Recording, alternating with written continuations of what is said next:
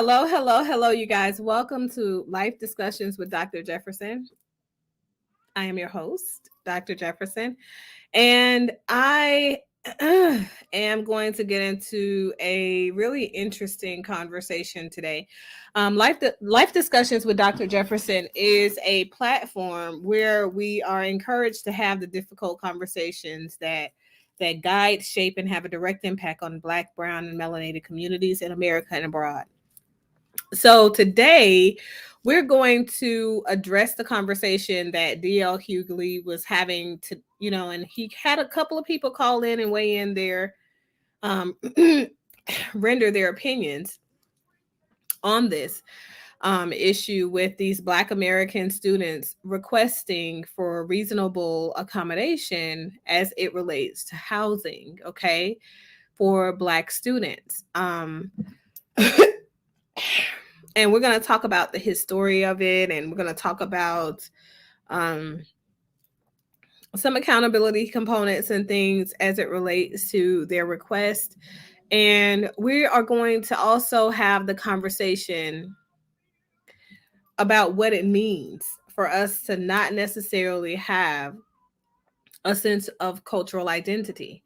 Um, I know a couple of conversations we've had on this platform, we've kind of talked about what you guys consider to be Black culture and what does it mean for you to be a Black person in America, right? And so many people have told me time and time again, hey, Black America has no culture. Like, what do you mean? They took us from this place and we lost this and we lost this. We talk about the losses, right? However, those losses are not a part of Black culture. It's a part of African Americans, where Black culture evolved from, but not Black culture. So I think that a lot of this ties in to that component.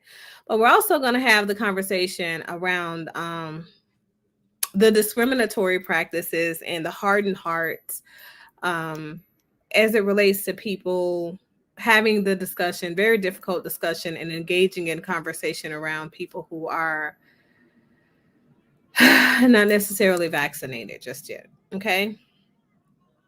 So I intend to be on here for less than an hour, and we're just basically going to do some fact checking, and we're going to review some information, some content verbally. Hopefully you guys can get engaged in the conversation, and then this show will actually re-air later on in the weekend. However, in the interest of time, I'm going to jump right into it. So I learned something new while researching this component.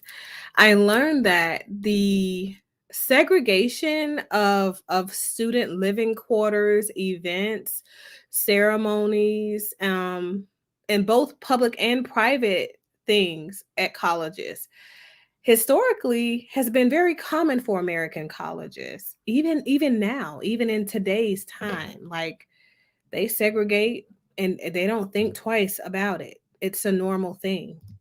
Um, hey, dark web anonymous, how are you? I'm great. So yeah, they don't think anything of it. It's not a big deal for them. But when I heard about it, I'm like, that is interesting, interesting. So these kids um, at Washington University, right? In Washington State 3 days ago, the story aired that these students, after banding together and getting a petition going, they got enough folks to sign the petition and say, okay, we need racially segregated housing for Black people exclusively, for Black students exclusively. And this was a shock to me. It's a shock, huge shocker. And I'm like, oh my God. How could a Black person, given our long history with fighting and ancestors fighting and losing their lives for integration, healthy integrative projects, right, in America, how could we now be in 2021 and basically those descendants of those folks are giving us their ass to kiss, and they're asking to be segregated. I felt like that was just, it was just beyond me. But I have to say, NYU kind of went down in history. They talked about it when this whole petition went down at the highlight of, in the aftermath of George Floyd's murder. At NYU, they were asking for racially segregated dorms, and I think that that did become a thing. I think it was like two students got together and created a online petition for that one. I found that to be interesting that they came around and eventually decided to move and implement racially segregated housing for their students. So I want to know what you guys feel, okay? Because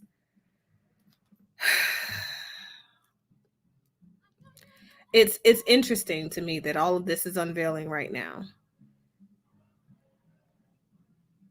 There is only one life to travel, okay?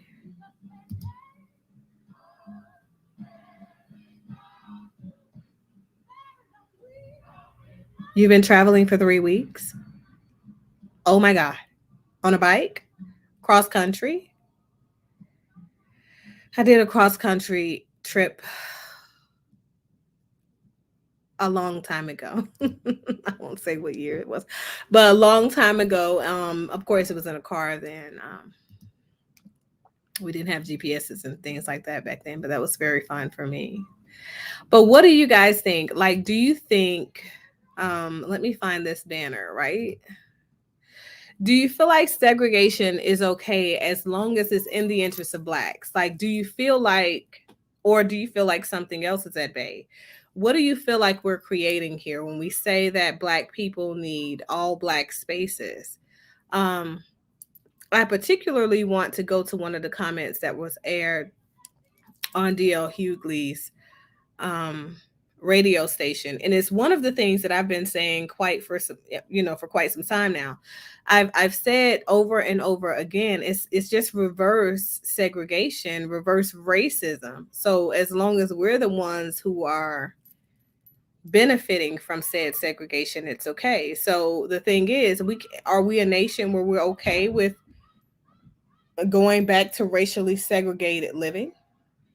Right? Because what that says is that when a white kid comes forward and say, I'm really uncomfortable, you know, with being around all these black kids and I'd rather have an all white dorm. Um, and matter of fact, can we have some all white programs for us? Because we're just not quite comfortable with being around all these black people. We're not, we don't like that, right? Because I want you guys to understand that that's basically where we're going. If we're okay with a black kid coming forward and saying, "Well, I need some exclusivity for black people. I need exclusive spaces for black people." That means that we're okay with white people making it very clear they don't want to be around us, you know? And we have to not only entertain that because that's what we're forcing them to do because they're white, right? So we're forcing them to entertain our requests for all black housing, all black events, all black courses, all black classes, all black spaces, social events, right? So nobody that is not black can attend. We're okay with making that request known.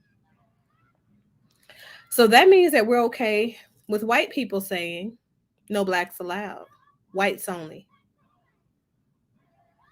because that's literally where we're taking this, okay? Um so in my opinion, when people say we need healthy black spaces for black people to get together and feel comfortable with conveying their innermost conflicts and thoughts without the intrusions of other non-white people, non-melanated people, what I see when you say that is that you are racially discriminatory, because that's literally definitively what that means. Okay, let me know how you guys feel about that. I feel like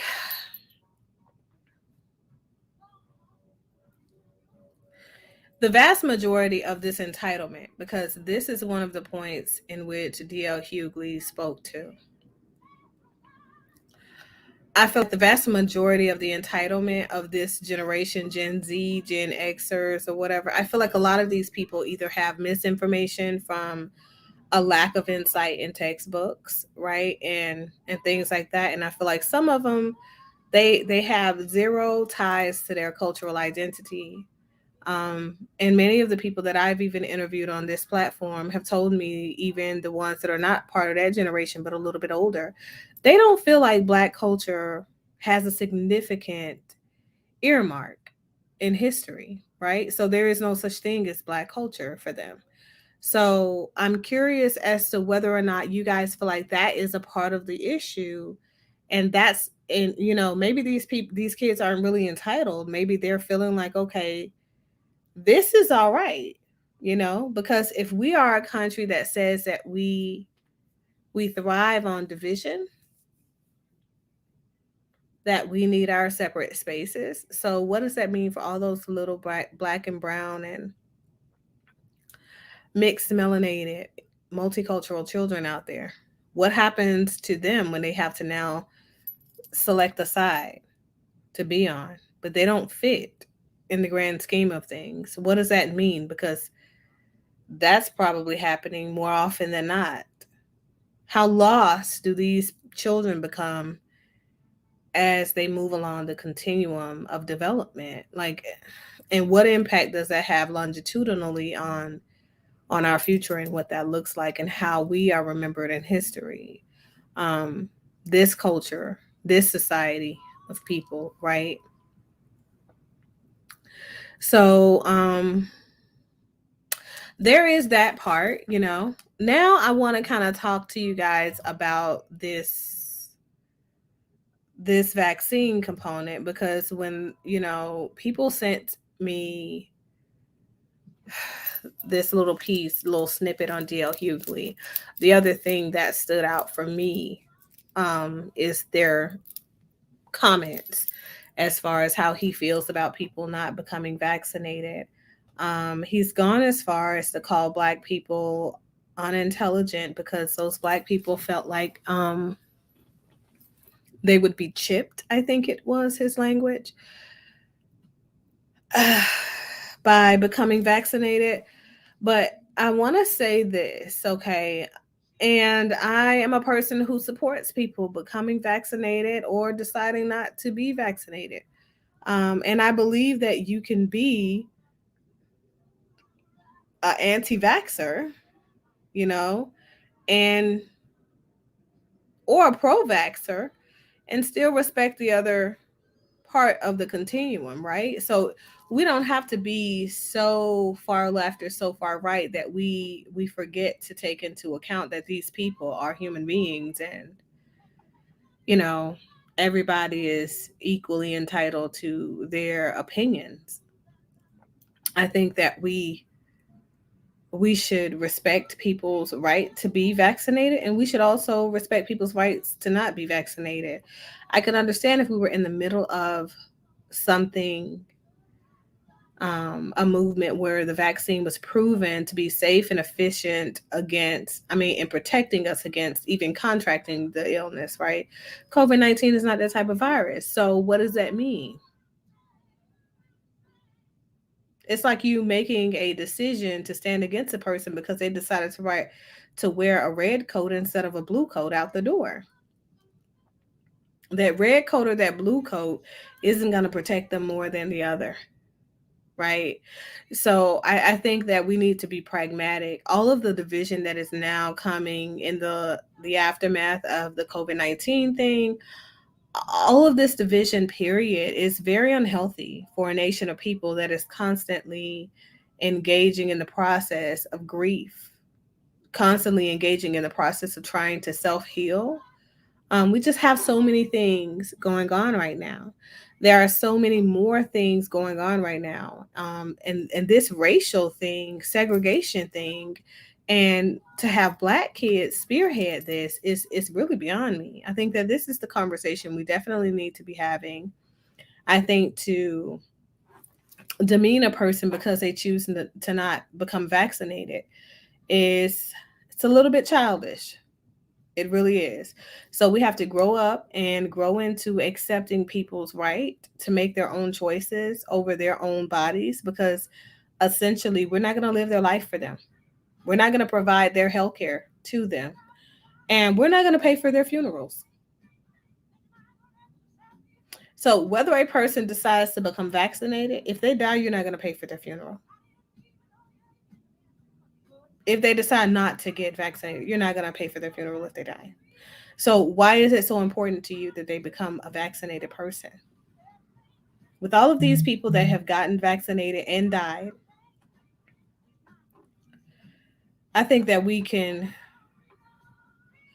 fairly say it doesn't matter if you're incorporating unsafe practices in your day to day, you have the same risk as a other group of people. So I think that you have to do things that help to protect yourself against being infected. Okay. Be smart, make good choices, be kind to one another, do what you feel needs to be done. And if you are a person who is on the fence about becoming vaccinated and you feel like you need it, go out there and get vaccinated. If you are a person who feels like I want to wait for the science to yield more efficacy, increase efficacy for protection against the virus, then wait and get vaccinated. Whatever it is that you feel compelled to do, go out there and do what it is you feel compelled to do, and trust that when you're making that decision is respected amongst your peers, because it should be, right? Um, as far as the main thought around this whole segregated housing and social spaces and things like that, it's a thing. It's a thing. I just want to know how you guys feel about it, because obviously this has been going on historically in American colleges for quite some time. Um, and I find that to be interesting.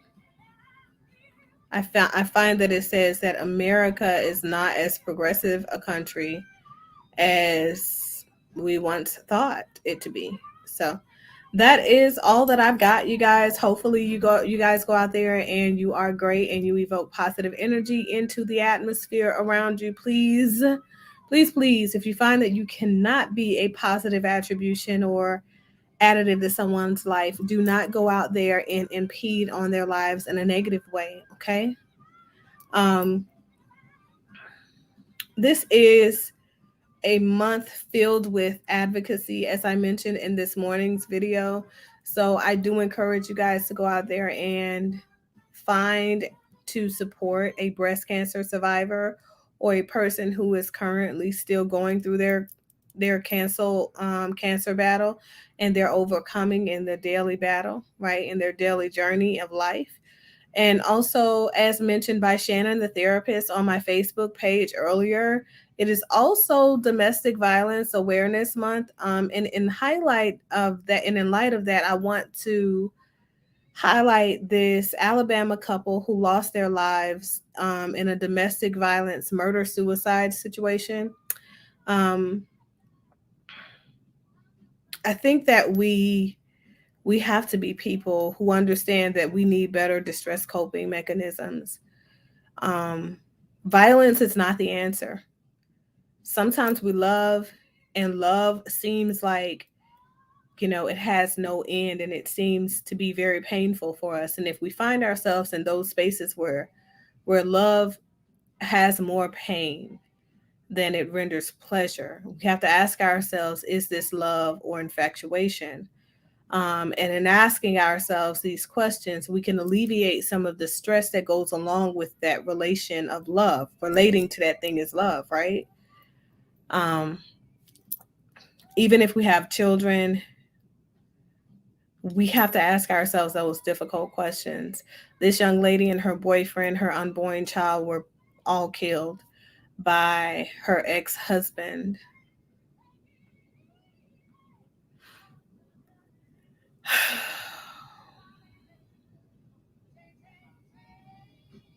we've got to do better. We've got to do better. And for, you know, on both end of the spectrums, we have to do better.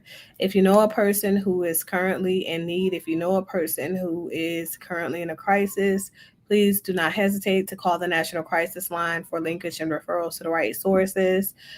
There is always somebody there to pick the phone up 365 days a year, 7 days a week, 24 hours around the clock, you know. So reach out. The number is in the ticker below.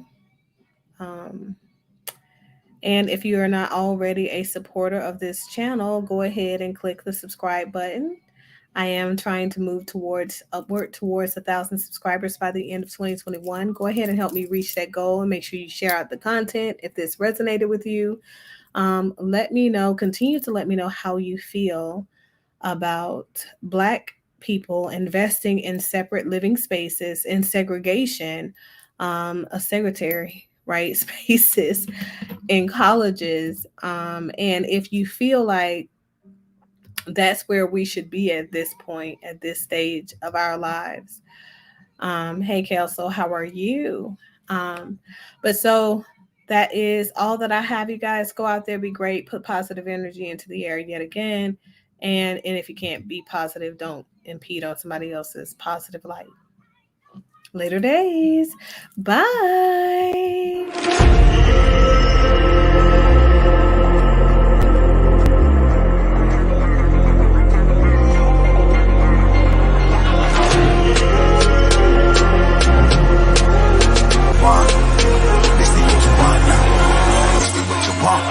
Who alive can't put me in a box. I redefine any definition you got. I am the tiger, I'm making steps to the top. The flames, I whip it up, you just gotta hand me the rock. Take a seat, you cannot stand it. All I know, the flow harder than a Scotch bonnet. Don't try studying me, you cannot manage. This ain't what you want, bitch, I'm a fucking phenomenon.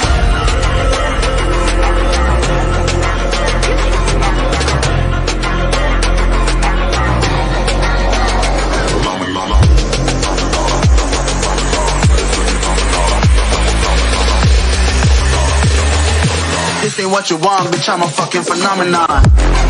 Phenomenon.